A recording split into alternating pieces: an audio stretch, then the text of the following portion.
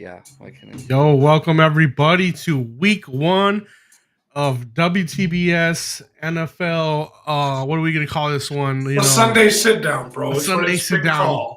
There we go. Man, you know what? Summer's over, Wow. boys. It's the fall. We're gonna get some NFL. And honestly,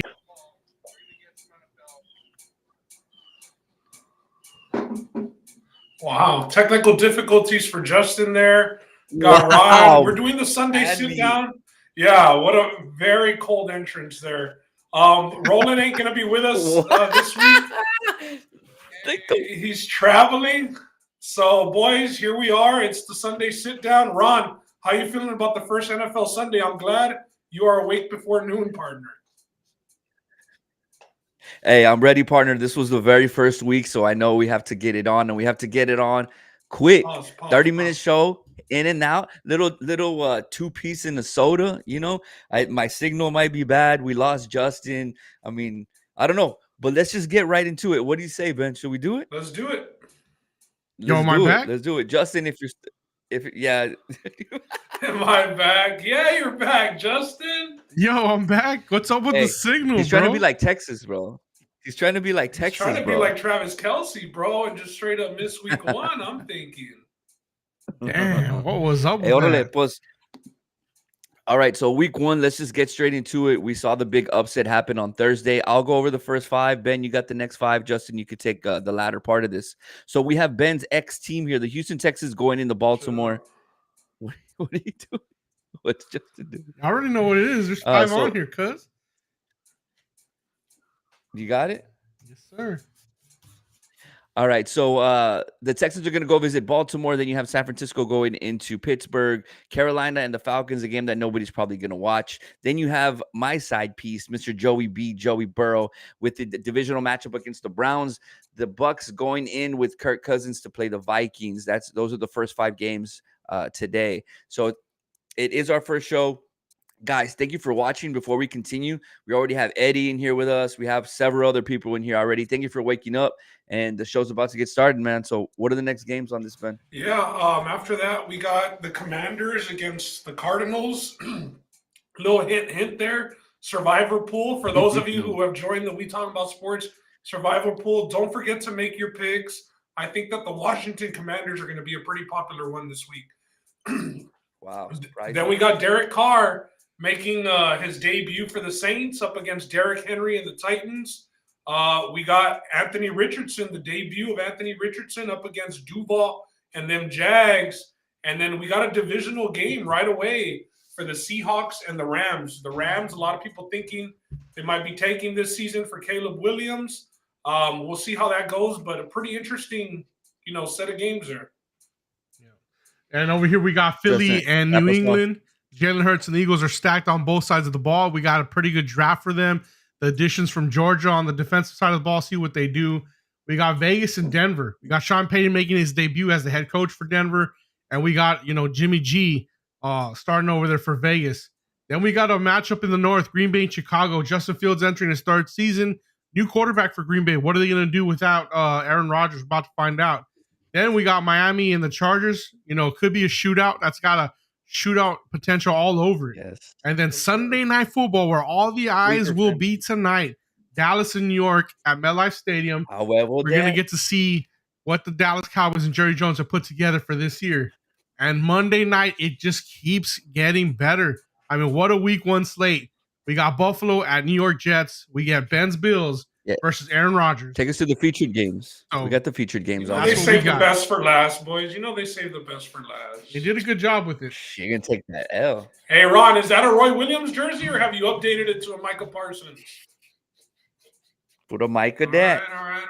I don't believe in 4, bro. I don't believe in 4. But these are the featured games. We saw the upset already, like everybody did around the world.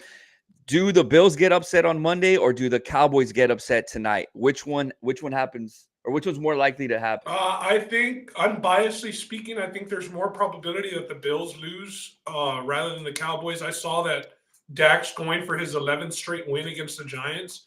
Pretty sure I saw that stat correctly this morning while I was watching the FIBA championship game. But yeah, I think that Aaron Rodgers and the Jets at home. I know the Giants are home as well, but it's I think it's going to be a little rocky start for the Giants, especially offensively with the receivers. And the Cowboys seem to bottle up Saquon for the most part. So I think the Bills are a little more prone to losing. You know what, Ben? I like that you're being honest. You're starting the year off right, going against your own squad New here. year, new but me. I can't do that because of the stats that we had pulled up on Dak. He's like the leading quarterback in the division. Justin, I noticed that you held something up earlier. I think it was like a little chip or something. So for you guys who don't know yet, I'm wearing the hat. Ben's wearing the hat. The little QR code is at the top. WTBS.store. You can find our merch there. We're excited, to share it with you guys. And if you can like and share this, this video that we're doing, I mean, that would, we'd really appreciate that as well. So, Ben, the upsets there. Any other games that stand out for you this week? We can go into. Who does Justin have getting upset? Who do you think is more probability? I want to be honest, Ben. You're a better man than I am this week. I can't say that the Dallas Cowboys, because I'm biased, have the better upset. So I'm going to go with the Bills. I think with Aaron Rodgers, making his debut, what we've seen from Hard Knocks, he really wants to win. I think he has a chip on his shoulder for what happened in Green Bay, and he wants to prove himself. So I really feel like he's going to be very motivated going into this game. And what a statement it would make, because the Bills have been pretty much at the top of the AFC picture for the last 2-3 years. They're always in contention, always in the hunt. So a win over them would make an absolute statement for Aaron Rodgers' tenure in the New York Football Jets. So then what's going to happen? What are you saying? He's saying that the Bills will probably be the ones to get upset more than the Cowboys, I think. He's not saying it's going to happen. Okay. All right. He's not saying it's what's more likely. That's why I need like a definitive. I'm not trying to say that the Bills are going to lose. It's we're not speaking in definitives. Yeah, we're saying more likely. Okay. Not one of those two necessarily has to lose. You just said who's more likely to get upset. I think it's more likely. Ron, how can you change the question after we answer it? You're obviously obviously not satisfied with the answer. So give us your definitive. Who is going to be upset? Give us the definitive then. The definitive answer is that there's going to be 2 upsets this in these featured games, and only the Dallas Cowboys are going to hold it down for the favorites, baby. We chalking it up. The Bills are going to go down. Aaron Rodgers is going to show the hell out. He's one of my top fantasy starters for the week. Aaron Rodgers, guys, we know he always has a chip on his shoulder. He has a point to prove. They go draft Jordan Love. What does he do? Back-to-back MVP seasons. This guy's in the Big Apple, bro. Hard Knocks, was it me, or he's like going out of his way to like make comments, make jokes, all eyes on me, Aaron Rodgers. Green Bay messed up, and they didn't give me what I wanted, and I'm here at the Big Apple, and I'm going to shine, and Josh Allen is going to be my what. You're going to put him in the backseat, cuz? Cuz he's going to drag him through New York, bro. He's going to drag him. Hey, shout out Edgar in the comments. The hats, Edgar, actually, this black one does come straight build. I shaped it a little bit, but this flat one does come. This black one does come with the flat bill if you don't shape it. So yeah, Ron's white hat comes pre-curved. A natural curve. Yeah, look, I don't know if you can see. See how this more of a flat right here. Yeah. And then this one just naturally comes curved. But thank you, Edgar. Appreciate that. And we haven't seen an order come in from you yet, so now I know that there'll be one coming in after the show. Yeah. Thank you very much. Hey guys, we are limited in inventory, so keep us rolling, baby. Try to get that if you can. All right, let's move over to the fantasy of the week. Here we're talking about flex of the week, flex plays, and we're talking Cam Akers and Brian Robinson here. Ron, lead us through this. What does this mean for the flex? Are we starting Cam or are we starting Brian Robinson? Well, first of all, flex and me don't go in the same sentence, bro. So I haven't been in the gym since like 1962. Not flexible at all. This was Ben's play right here. He's like, which is surprising because Ben doesn't like Markey, and Markey's a Rams fan. Me and Markey are pals right now. Hey, you're pals now? Ben just cares about making money, and so that really don't matter, He's not here right now, but we are pals. But no, this was kind of my play here with Cam Akers, and then I'll go over the Brian Robinson for Roland. But it's pretty crappy team here with the Los Angeles Rams. We know that Cooper Kupp's going to be in the IR. I almost tried to get a little cute and put Tyler Higbee up there because I think Tyler Higbee is going to be a target monster today. But I felt like the safe pick was going to be Cam Akers. He finished as a top 10 back the last 4 weeks, ending last season. So I think that he's at least going to get 20 touches today, Cam Akers. and I feel like that's going to lead to at least 100 yards, total yards. What I'm thinking is 100 total yards and at least 20 touches for Cam Akers today. Like I said, I know it's ugly. I know it's the Rams, but the Seahawks, their pass defense is all right. They've invested into those DBs.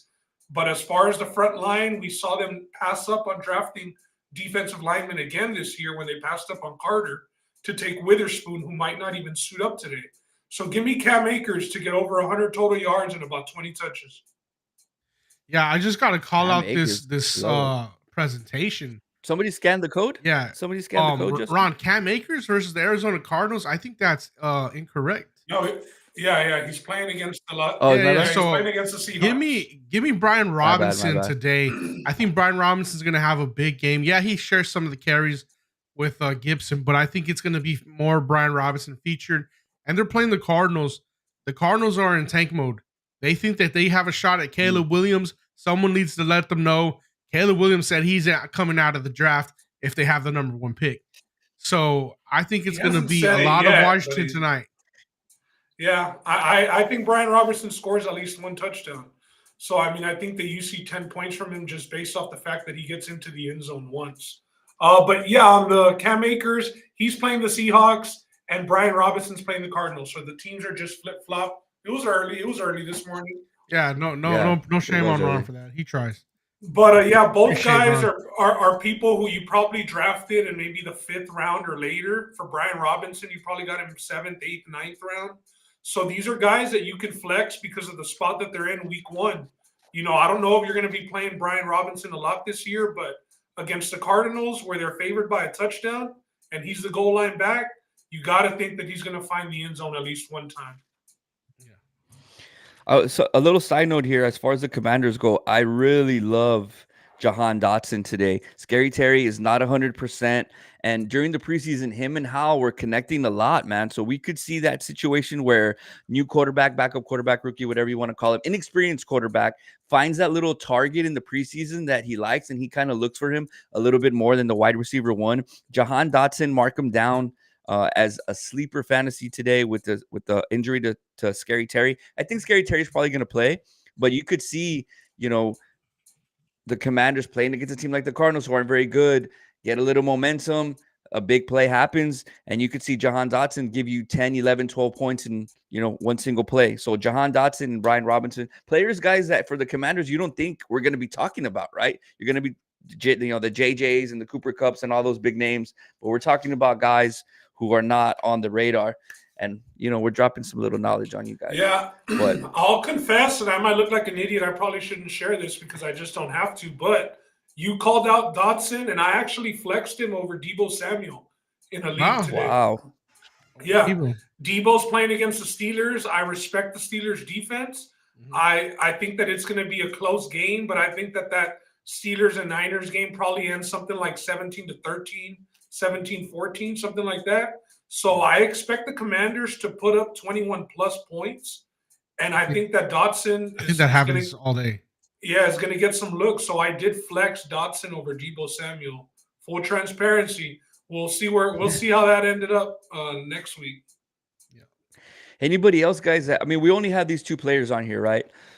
But anybody else that fantasy-wise that you guys want to talk about, go over maybe a little sleeper pick or somebody who's going to win you the game, rookies, Bijan, Zay Flowers, anything like that? Any big rookie performances? I'll ask you all, do you expect Brandon Cooks to be a good part of the Cowboys offense?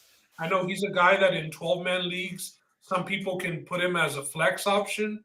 And, Brandon Cooks, for the most part, wherever he's been, New England, St. Louis when he was with the Rams, the Texans, he's been getting 1,000 yards every for the most part. Do you all think that right away he's a flexible option for Dak? I think he's going to be production-wise over Gallup. So if you have Gallup and you have Cooks and you're wondering who you're going to start on the Cowboys offense because you don't have CD, I think you have to go Cooks. I think Cooks will produce more. Gallup tends to have these big games where he has like 2 touchdowns out of nowhere and then he doesn't produce for the next 2-3 weeks. I think Cooks is going to give you a little bit more consistency, especially since he's a smaller guy. And if we can get him in that slot role, he can get loose. You know what I mean? So I think it's got to be Cooks. I think that I think that he's just man. Would you all go Brandon I Cooks? think that he's Brandon hungry. Cooks or Raheem Mostert on? Brandon Cooks or Raheem Mostert as a flex option. Wow, Put you all. Mostert's supposed to have a breakout game. Give me Cooks, man, because that backfield in Miami is a little tough for me. There's too many mouths to feed back there. So give me Cooks because I think all the attention is going to be on CD, and I think Cooks is hungry. He was with the Texans. He didn't have a great quarterback. Now he's coming to a winning team. You could say a team that's obviously going to be over 500. The opportunities are going to be there offensively. Brandon Cooks over Mostert. I'm gonna go Mostert because they do throw to the running backs, so you're gonna have almost the same amount of targets that Cooks is probably going to get. How many running backs are there? So say if how many Cooks running backs gets are they like 4 targets, Mostert will probably get 4 targets as well. Then you add on his rushing yards that he's going to get. So I think Mostert is the better flex option over Brandon Cooks. You think he's going to just get more touches in general? So yeah, right, the ball honestly, goes to that's Mostert a good take, a little more. And he's Mostert's some of the fastest guys. Ron was wanting to hate, but hey, that was I did, and then he just like schooled me on it. Well, because I spoke to him from a logical tip of the hat, tip of the hat, sir. Good day, sir. Good day, sir. Well, speaking of fantasy, we have our fantasy mailbag, right? And we had I got the first question up too. Okay, go ahead. All right, so first question comes up from my cousin Linda. Linda, you got to submit it through the Instagram next time. Don't text me about it, but we're going to give you this one. She goes, I have Darren Waller as my tight end, but now he's listed as questionable. My backup is a Tennessee's tight end who plays at noon. Do I risk it and keep Waller on the bench, or do I put Waller in, or do I keep him on the bench and use my backup? So does she go with a Tennessee tight end? Man, I can't pronounce his name. I'll butcher it if I try. That's funny. Or does she risk it and play Waller with the hamstring injury, who's listed as questionable? They're saying he's going to play, but he is questionable. Lucky for Linda, they did say he is already going to play. I mean, just, in not knowing, and I don't blame her. I don't blame you because I don't know the Tennessee Titans tight end name either. But just based off not knowing his name, let's just keep him on the bench. Let's cut him maybe, Linda. And, go ahead and start Darren Waller and be confident about it. Yeah, I could give you his name, but like I said, it's so hard to pronounce. Pronunciation of the week right here, Justin. Let's go. Listen, Linda. Chigoziem Okonkwo. Like, I can't say that. Like, that's Okonkwo. Okonkwo. He's projected 8 points today going against the New Orleans Saints Sunday at 12 o'clock game. So, Linda, you'll find out early if your decision was the right one or the wrong one. Look, he's on my roster, bro. I actually have him starting today. It's crazy that that's the players he's talking about because this is a team where I had Kelsey on. But I heard great things coming out of him. He's supposed to be a really, really big guy, physical, even bigger than Waller, even bigger than your Kyle Pitts. Huge target in the end zone. And who knows, man? Maybe Tanny will give him a couple shots and the end zone get you a quick 12 points. Gene says about Ngwaku that's an all-time comment. That's an all-time comment, dude. Hey, shout out to everybody watching too, man. It's early. It's week 1. We have Mark Chapa on here. Gene's in here. Wally was screaming Tony Pollard for some reason. I saw that. Gene, Gene, we haven't seen you in a minute. Isaiah Likely, if you guys, Mark. Hey, just tap the like, bro. Tap the like and tap the share. That way more people can, see the show. So that's what I like about the comment section, Ron, is Mark gave us another option. He says pick up Likely from the Ravens. Isaiah Likely would be available on most fantasy benches. So that's a good one. Gene is saying, hey, Waller is number 1 receiver in New York. So I'm guessing Gene's saying keep him in. Yeah, I think you got to start him. So I like that. I like that, boys. I like those. Injury. I'll relay that information to her because I know she's working right now, but definitely. She's not watching, bro? No, she's what do they call those? She's a PA, so she works like at a clinic right now in the day. Okay, well, hey, well, shout out Linda. Thank you very much for the support. So question number 2, guys. We already went over question number 1. This was from Josh, aka Yosh. We got to put this up on here. He says KJ Osborne versus the Bucks or Tyler Lockett versus the Rams. Who do y'all think? I think Tyler Lockett versus the Rams. I think I think I can say that pretty confidently. How confidently? Because 1 to 10. Give us your 1 to 10. I think that I'm like a 9 confident that Tyler Lockett outscores Very KJ confident. Osborne. Yeah. Very cool. Justin, where are we going with this? Osborne versus the Bucks or Lockett versus the Rams? If you guys in the comment section want to pick here, Osborne or Lockett, Josh is probably watching, so we need to let Josh know who to Gotta start go here. Lockett here. I think the Vikings with the addition of Addison and Jetta's there. I think that's where the targets go. Give me Lockett. Lockett's still they're 1 or 2 at worst. While Yeah, Osborne's I'm down the list, maybe 3, 4. Yeah, I'm gonna agree here, man, just because of the production that Lockett puts up consistently every year. To me, KJ Osborne was huge, but only in a couple games. He has those 60-yard plays, those 70-yard plays, but Jettas is there. We haven't even mentioned TJ Hawkinson signing that contract and getting all that money. They're gonna want to incorporate the run game. I think Tyler Lockett versus the Rams is a safer pick. I think if you start Osborne, it's a little bit more of a little bit more of a gamble. The wide receiver too, with Geno Smith throwing the ball the way that he did last year against the Rams, who we know who are terrible. Also, you have the Rams. You have the Seahawks at home, I believe, and the Vikings are both teams home. I'm not completely sure, but either way, Lockett versus the Rams to me is the way to go. Yeah. Sheen says the Hawks have rookie receiver Jackson Smith and Jigba, the new number 2 in Seattle soon. I agree. That is true. I forgot but about I still Jackson think Smith. Lockett could potentially be their 1, even over Metcalf. And So Ben, are these like wide receiver 3s to you, and you're just like tossing up here? Osborne is almost a 4 even. Yeah, I think Osborne. I wouldn't really roster him. I don't know how deep the league that Josh is in, but I think that this is you got to go Lockett, especially the rookie. I mean, he had that wrist surgery. I know it was nothing major, but let's see him take over that number 2 spot. I don't think that it's his just yet. Lockett has a pretty good history of getting numbers against the Rams for the most part because Ramsey would be on DK Metcalf. So give me Lockett here, man. Lockett's Mr. Consistent. All right, so consensus Tyler Lockett. I'm gonna hit you guys with something real quick. Let's go OGs versus rookies. How do you think Zay Flowers and Bijan Robinson will perform this week compared to OGs like a Hopkins or maybe like a DJ Moore? You think the veterans come out and put more points, or are guys like Zay Flowers and Bijan, going to come out, kind of kick these OGs out of the way and say, we're the new fantasy guys. We have arrived. You need to start rostering us, and get these, dare I say, old heads, disrespectfully, out of your rosters. I think for like Zay Flowers, it might take a couple of weeks, especially with a game against the Texans. Somebody else for flex of the week would be somebody like J.K. Dobbins. He might even be your RB2. You should get into the end zone today, Dobbins. But with Zay Flowers, I'm benching him until I can see something.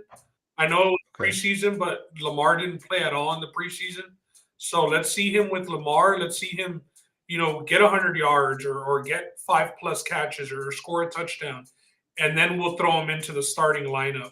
As far as Bijan, I think he's going to be the best player out of the 4 that you mentioned. I know you're a little skeptical on him, but just of running backs being drafted that high and the way they produce, you've seen it with McCaffrey, you've seen it with Saquon, you've seen it with Leonard Fournette. They take these guys to use them, and I say that, and I was yelling at my TV on Thursday night because the Lions wouldn't play Gibbs. Yeah, every time that he was running hard, bro. For a small guy, he's got some power, bro. They're using him like as a change of pace, and you just don't draft the guy 12 or 13 wherever you took him just to use him as a change of pace guy.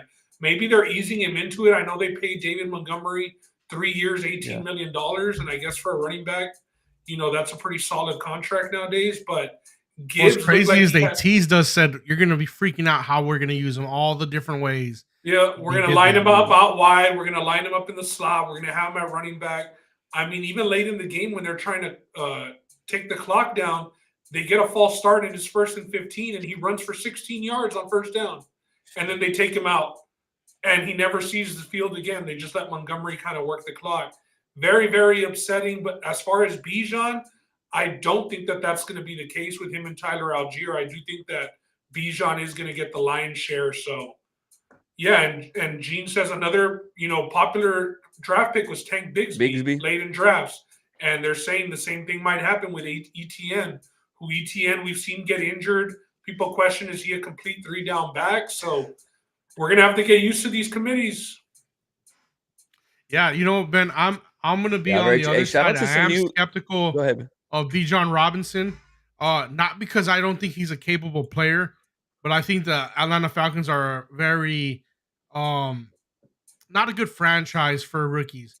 We saw them move up in the draft. We saw them go get Kyle Pitts and then just not use him at all. Had him blocking out there instead of being the receiving tight end he is.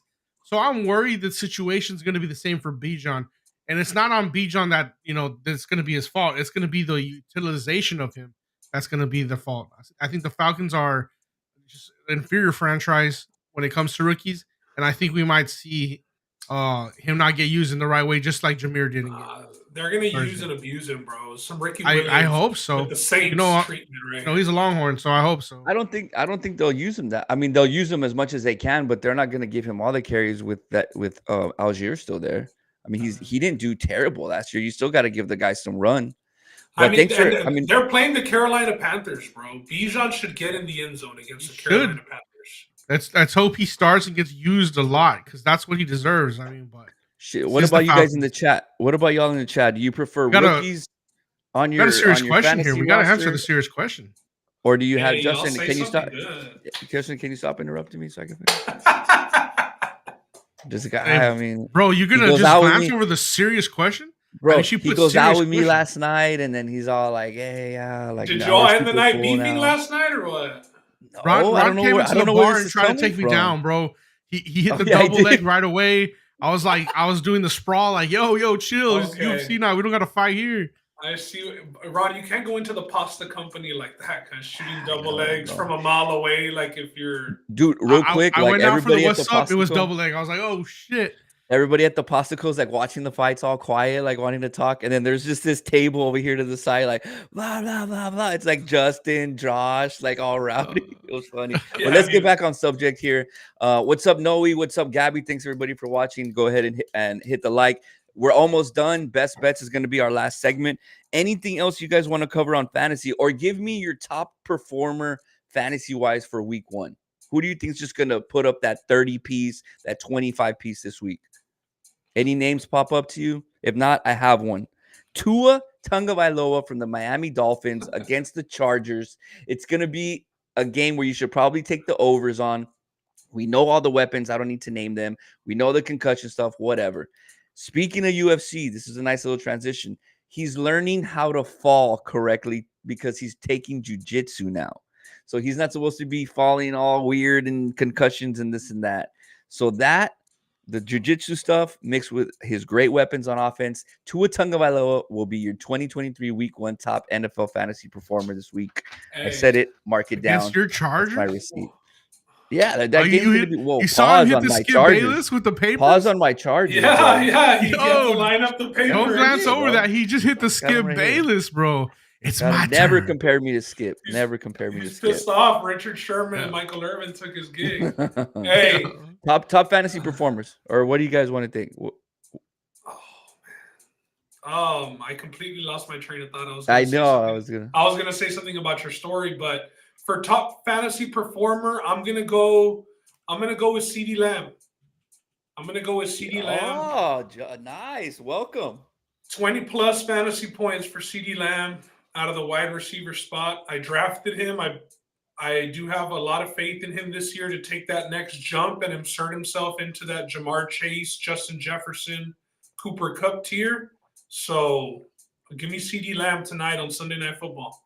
Okay, so that's a Cowboy. That's and Bijan as well. Bijan is gonna kill it. Got to pick one, fam. I know I'm pretty biased, but Bijan, no, because y'all aren't sure. We'll give you the slash. Bijan's gonna kill it today.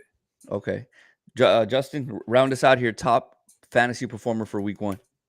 Man, y'all both went. Say it, Ben, before you forget. Fuck, I got it back. Say it. When he was talking about Tua learning how to fall, it's like, I don't know if you've seen those Muay Thai fights where the guys get knocked out and the refs dive with the guy and catch their head before it touches the floor. That's what they need to start training NFL referees to do, not Tua training BJJ on how to fall. He needs the refs to catch his head as soon as he hits the turf. But if you all seen those Muay Thai videos, those referees, bro, they lay it all on the line to make sure that the fighter's head doesn't bounce off of the ring. Yeah, I know what you're talking about now. They go and they grab with one hand. Yeah, I know what you're talking about. They'll do like a baseball slide and try to grab the head. Like, it's hilarious. The mat. No, he's throwing in JJ, which is I like it, but that's kind of obvious, bro. The number one pick, Noe. Go on, Noe. What's up, bro? Justin, what's yours, man? Before we get to best bets, we got to wrap this up. This is Homer, of me. Oh. But I got to say it. I think it happens Monday night.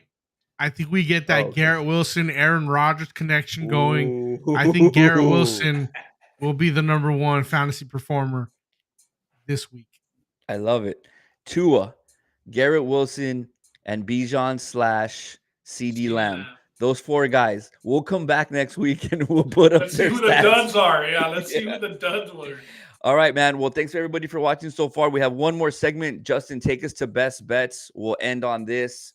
We're going on 30 minutes. So you have about an hour before game time. So we want to let you go tweak your fantasy, put in your bets. So whoever wants to lead on the best bets, man, go ahead and take us away. Yeah, I'll start off. Eagles -4.5. They are at the Patriots.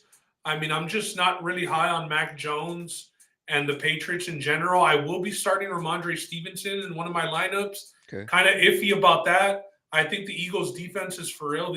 I think this is Eagles by double digits.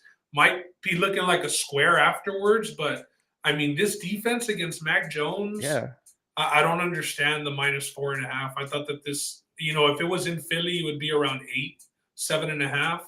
So give me the Eagles. And then Commanders, I alluded to it as far as Survivor goes, but the Arizona Cardinals are knowingly tanking. They had 2 quarterbacks on the roster. They signed a guy 2 weeks ago and named him the starter. I mean, if that doesn't tell you that they're tanking, and it's not Romeo Dobbs, but Dobbs out of Tennessee, used to be the Steelers quarterback back in the day. But give me the Commanders first half. I think they come out at home, get the lead early, keep the lead, and they're up at least a touchdown at halftime. So Commanders and Eagles for me. I like that little 2-piece. Justin, you want to cover Roland's? This is a teaser from Roland that came in. He likes Cleveland +8 at home versus Cincinnati and Pittsburgh +9 at home.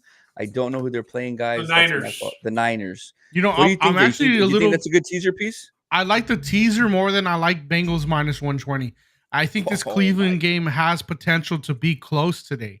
They are only favored 2, so I understand why Roland wants to tease it up to 8. But I am worried about the Bengals 120. I feel like Cleveland is a live dog today. I feel like that's a possibility. They usually play Cincinnati pretty tough. Ron, you're taking this personal, like if Cincinnati's your team or something. I don't know what happened last night. Like, did we get so drunk that you don't want to be my friend anymore? No, the thing is, Ron, you have to just choose one team in the NFL. You can't have the Chargers, the Bengals, and the Cowboys. Like, you can only like one. If not, I can't talk about any team. You know what I mean? The guy on top of you has just switched teams, right? Like officially. Yeah, but he's loyal to the one team. He's not still with the Texans. Hey, Ron, but even then, you're like, and Ben's former team. Like, should I start saying your former team when we talk about the Cowboys? Yeah, Ben is no longer associating himself with the Texans. He's like, I'm Bills now. Yes, I was Texans before, but I'm Bills now. You're Cowboys, but you're also Chargers. You're also Cincinnati.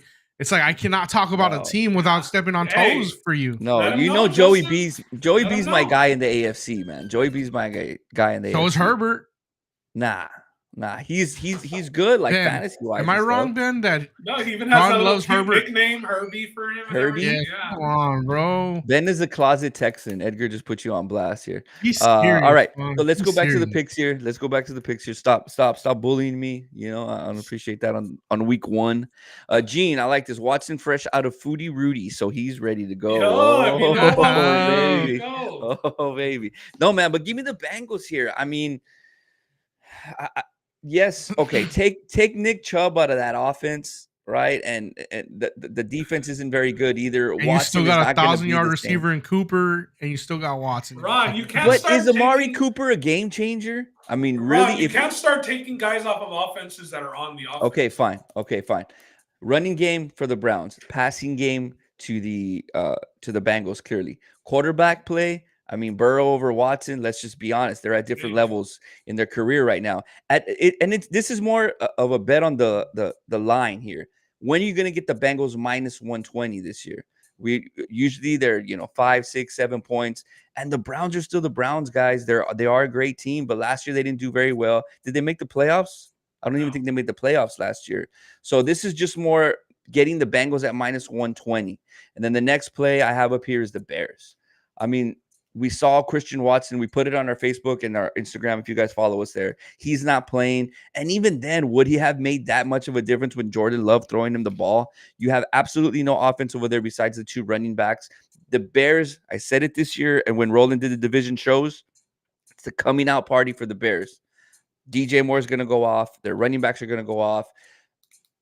Dare I say MVP Justin Fields this year? Yes, I do say that. I think the Bears are going to tear up Green Bay this week. Bears and Bengals, write it down, cash the ticket. Those are my best bets for today. Ron loves the Bears week 1. I love them. Look at Edgar, too. I'm high on the Bears this season. I think we'll see a different team than last year. Thank you very much, Edgar. So as far as bets, boys, anything else you guys want to mention? We're going on about 35, 36 minutes, so I think that's the perfect time. No, I think that for the Bears, I think you kind of want to see what the Jags did last year, right? You want to see, Trevor Lawrence took a little step up.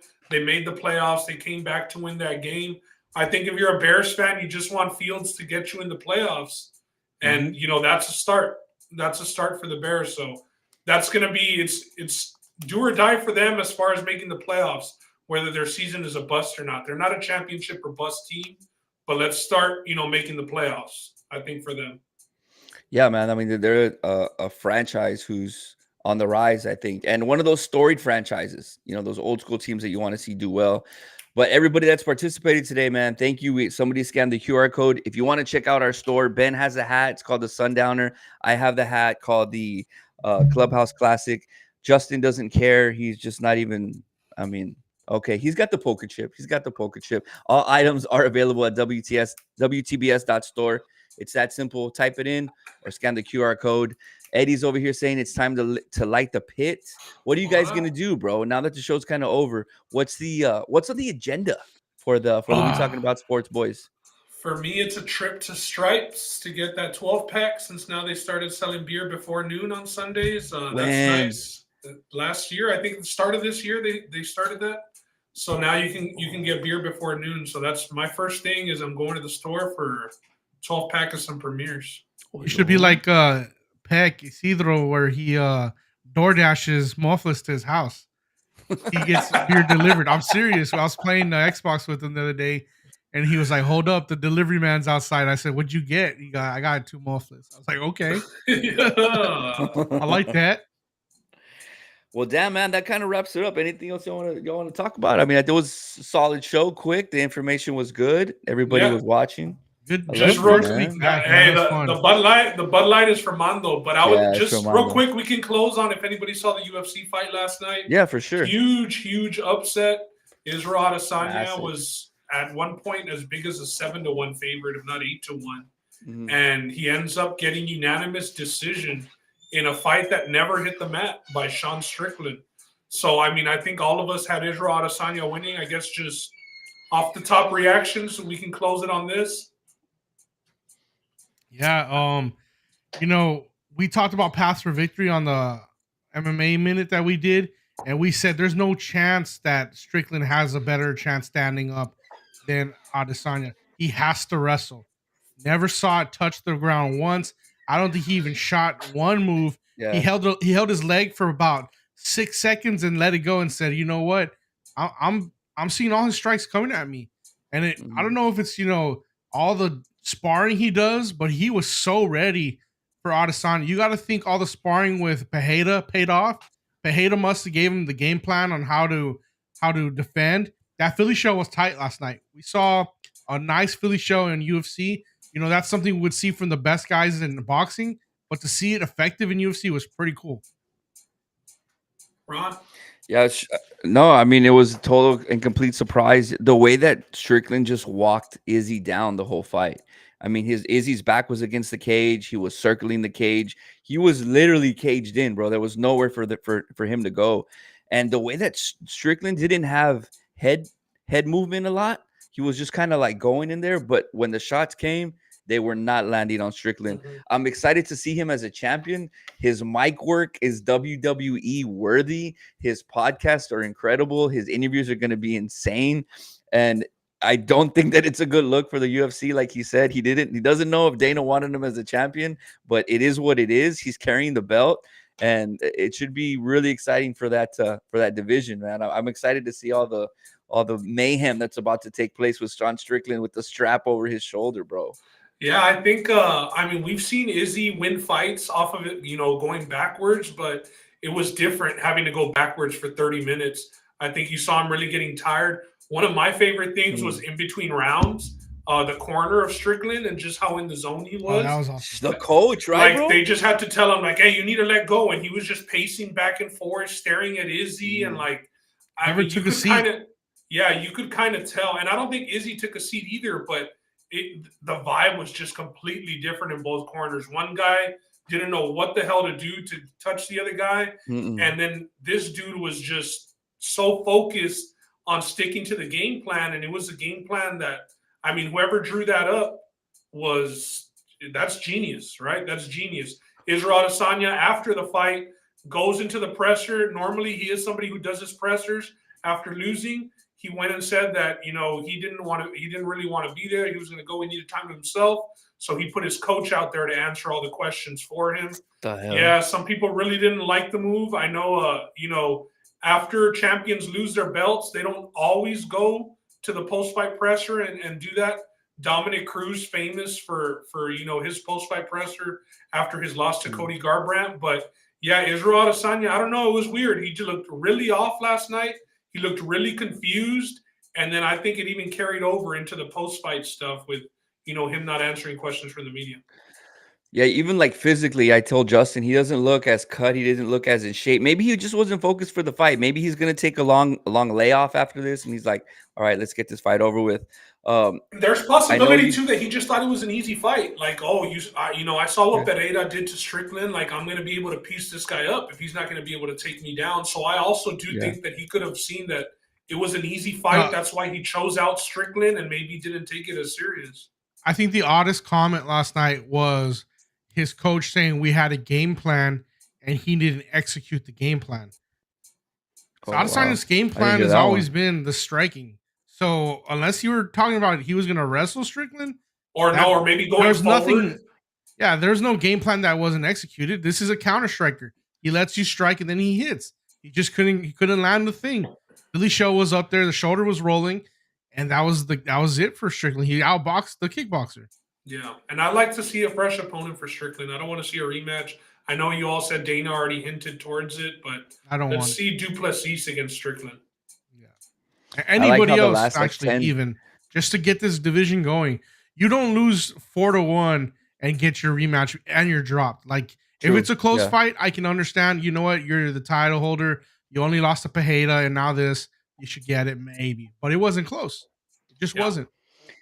I like the last 30 seconds of the fight where Strickland was just like, he realized it's gonna happen. Like, I was worried for him. I was like, don't get caught. Don't do this now, please. Strickland's power too, man. You could tell he out of everybody, there's only two guys in there. Out of both of them landing the shots, Strickland's were like, when he would hit Izzy, it was like somebody was like clapping, bro. They were just solid and tough, but he doesn't even have much power either. He just caught Izzy like with the perfect punch, and after that, but they just sounded like thuds, like they were thudding shots. Even when he would hit his shoulder, like you would hear the smack of it, and the crowd didn't do him any favors. I was telling Roland Gonzalez this, like for all the other Aussie fighters, any little thing that they did, you know how the crowd usually goes crazy. Sometimes it sways the judges. To me, it seemed like they were reacting for Sean Strickland and not even for Adesanya. Yeah, they booed him at one point. Yeah. So I didn't think that they did him any favors. The third round. Usually you have a big advantage fighting in your backyard. Yeah. I don't want to be controversial, but man, there was a lot of F-bombs last night and not the F word. It was a little crazy for UFC.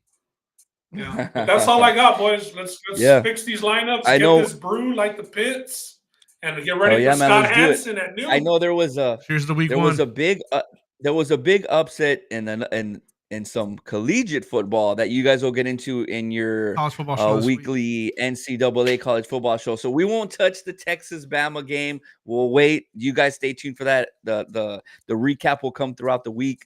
Thank you for watching us. Thank you for liking, sharing. Check out the WTBS.store. We did a little 3-man weave today. It was good. Roland, we miss you. We'll have you back next week.